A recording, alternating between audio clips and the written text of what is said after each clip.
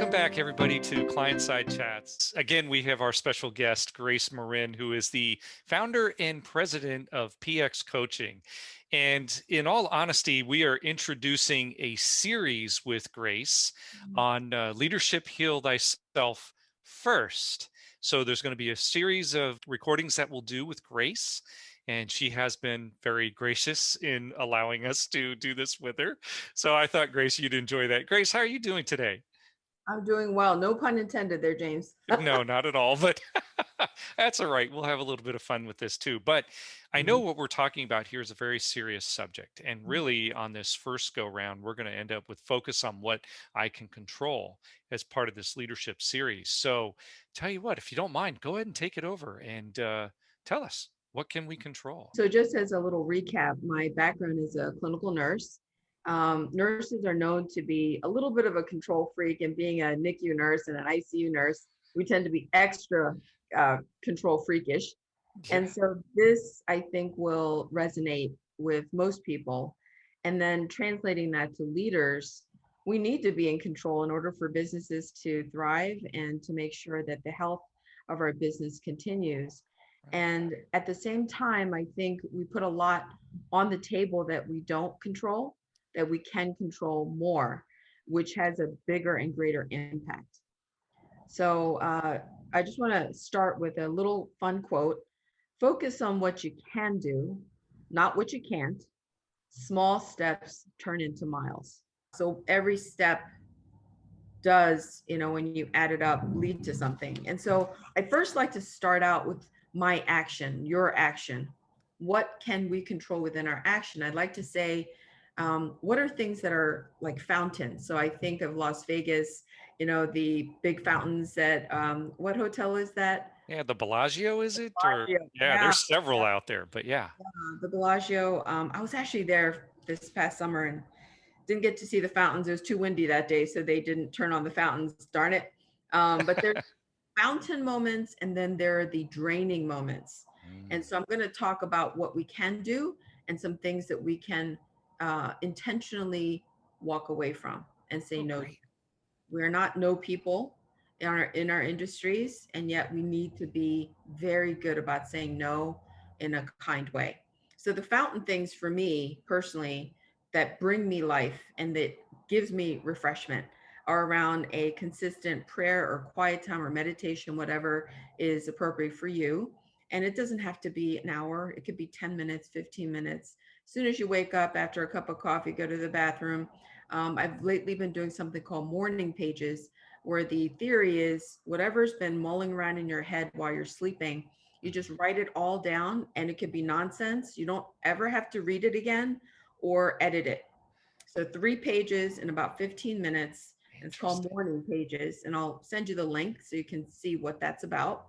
I also have been implementing long walks. Walks for me are a time to think and process, also good for our cardiovascular health, which has overwhelming positive results for keeping depression at bay as well during these times of pandemic. I've also been a avid now online Pilates person. So we're talking 10 to 20 minute Pilates videos that I have delivered to my computer every day. Uh-huh. It's been fabulous. I also read and listen to books. So whether it's audibles or actual physical books, things that really nourish your soul and your heart, as well as funny and nonsense things as well. I've also been listening to fun podcasts or things that just take me away from the things that maybe drain me. The last thing that's a fountain for me that I've come in and out of doing, but something I have done a little research on, that when we are in a mode of gratitude, it actually has measurable physical ramifications and healing.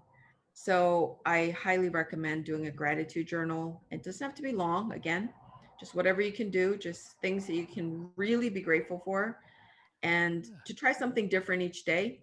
So I try to think of maybe 3 things as soon as I'm kind of waking up from sleeping. The drain part is refrain from excessive news watching, which is what we've all been doing, whether it's the political climate, whether it's COVID, whatever. Limiting, and this is a hard one for me too, social media scroll.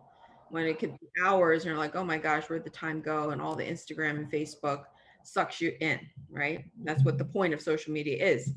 Also, very important to distance ourselves from Debbie Downers. So creating some boundaries around people who suck the energy out of us, you know who they are, Mhm. personal and professional. And it doesn't mean you're just going to say no to them. It just means that you're going to have some boundaries. Second is my effort. Did I do my best today? And when I say did I do my best, it doesn't mean perfect. So making dinner maybe from scratch, that would be your best in your mind perfection mode. But your best today may be popcorn and wine for dinner, and that's as good as you're going to get it, and that's okay. And so we've got to give ourselves permission. Maybe a frozen meal versus cooking a real meal. Maybe adding walking distance by parking your car a little further from your normal parking spot, so you add a few extra steps for the day. Hmm. Um, Complete one out of your 10 to-do list items, because oftentimes we have 10 to-do list items and we have a page, second page to the to-do list each day, and Uh-huh. then you walk away feeling like I didn't get anything done. Make sure that we get very clear about what absolutely has to be done today, and definitely celebrating our wins each day. The other thing is our attitude. Wonderful guy, Shola Richards, that I listened to his webinar. He has something called the 6 times 6 rule. What that means Oh. is if what you're worrying about right now will Mhm. not be a big deal 6 months from now, then don't spend more than 6 minutes of your life worrying about it. That's great. I love that. So think about the person who cuts you off in traffic. Think about the jerk who, takes your place in line at the grocery store, who grabs the last roll of toilet paper, Yeah. whatever it may be. Really, everything isn't a crisis. And be hyper focused on, again, what we can control, which is our attitude. Our attitude is the beginning of our mood, which Mhm. then turns into behavior. So if we can get at the past and check our attitude, our behavior won't be so maybe not so good, I'll say. Right. Right. The other thing is self-care, trying to get about 7 to 8 hours of sleep a day. Mm. That's hard sometimes, but there's just too much evidence out there that when we don't allow our bodies and our minds to rest for 7 to 8 hours, it actually has significant negative effects, up and including to cancer, and other chronic illnesses when we don't sleep and allow our brains and our bodies to rest. Also move our bodies. So oftentimes we've been doing a lot of Zoom. I get Zoom fatigue as well. Get up, walk around. I have a little Fitbit here that reminds me every hour to get up and do about 250 steps. That moving releases the stress and grief and anxiety. When we don't release those emotions, they take place and make a home in our muscles and our Mm. joints, and that causes a lot of illnesses, believe it or not. So your fibromyalgia, things that people can't quite diagnose, a lot of it is because we haven't addressed our emotions. Fascinating. Yeah. Yeah. Other things are long walks, deep breathing, get out in the sunlight when you can. Try and refrain from sweet processed foods, eat more whole foods, Mm. have just fruit around. So you choose that versus chips. Do better. Don't buy the chips. Don't buy the cookies. Right. That's hard to do, It is hard. It is but I hard. get it. I know, I know. Refrain, if you do sleep, don't sleep with your cell phone, and get that blue light, or if you have your laptop, turn that off a few hours before you go to bed so you can have a deep sleep. Something that I don't know about you, but something I struggle with is forgiving myself when I make a Mm. mistake. Mhm. Whether it's something I said that I shouldn't have said, Yeah. and just forgiving myself so that when I'm about ready to go to sleep, I'm not all bunched up and feeling badly. Yeah. Um, Saying I'm sorry, either to the person in your mind, Mhm. um, or having a goal to really say you're sorry to somebody that you had wronged before. The last thing is around, well, two next to the last thing is around negative self-talk, to make sure to replace those negative self-talk moments with positive things. Mhm. So if you're saying, I'm not good enough, I don't, belong here, what an idiot, I'm a failure, all those things that we have in the back of our head, replacing it with, I'm doing the best I can today. I may have not done X, Y, and Z, but I did do this today. And I'm going to do better tomorrow. And today I'm focused on taking care of myself. And when we're kinder to ourselves, we show up as better leaders and better people, and people feed off of our energy when we are kinder to ourselves. That's great. Last thing is something I'm practicing each day, because let's just say my clientele has dropped significantly with COVID, with people clamping down on their finances, and it's something called a scarcity versus abundant mindset. So what scarcity is it's all around the fear of what if, and what if I don't have enough of that? What if I can't support myself? What if COVID is here forever? What if I get COVID? Um, what if?